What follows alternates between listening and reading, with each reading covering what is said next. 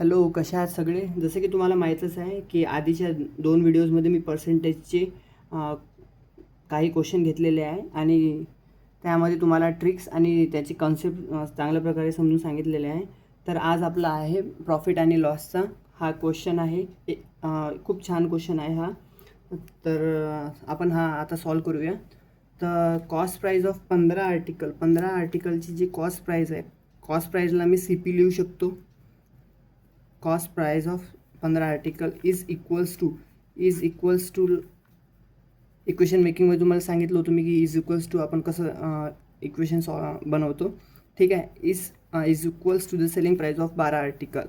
हे 12 आर्टिकलच्या सेलिंग प्राईसच्या बरोबर आहे. तर ह्याचं म्हणायचं तात्पर्य असंच आहे की 15 आर्टिकलची जी कॉस्ट प्राईस आहे हे बरोबर आहे 12 आर्टिकलच्या सेलिंग प्राईसच्या. तर काय मी असं म्हणू शकतो, सेलिंग प्राईस आणि कॉस्ट प्राईसचा जो रेशिओ आहे तो 5 आणि 4 आहे. 3 5 15, 3 चौक 12 म्हणून हे 5/4 आलं आहे. समजा 4ची वस्तू तुम्ही जर विकत घेतली आणि समजा ते तुम्ही 5ला विकली. समजा तुम्ही 4ची वस्तू घेतली आणि ते 5ला विकली, तर तुमचा प्रॉफिट किती झाला?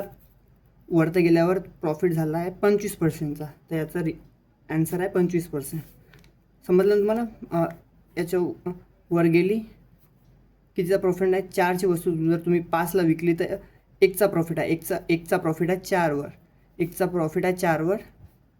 तो प्रॉफिट पर्सेंटेज आहे 25. ठीक आहे. तर हा आपला प्रॉफिट आणि लॉसचा पर्सेंटेज, प्रॉफिट आणि लॉस. तर नेक्स्ट व्हिडिओ आपला प्रॉफिट आणि लॉसचा आहे. आणखीन एक व्हिडिओ येईल. ठीक है. तो चैनल पे बने रहिए. चैनल को सब्सक्राइब करके बेल आइकन को प्रेस करना ताकि आपको हर आने वाले वीडियो का नोटिफिकेशन मिल जाए.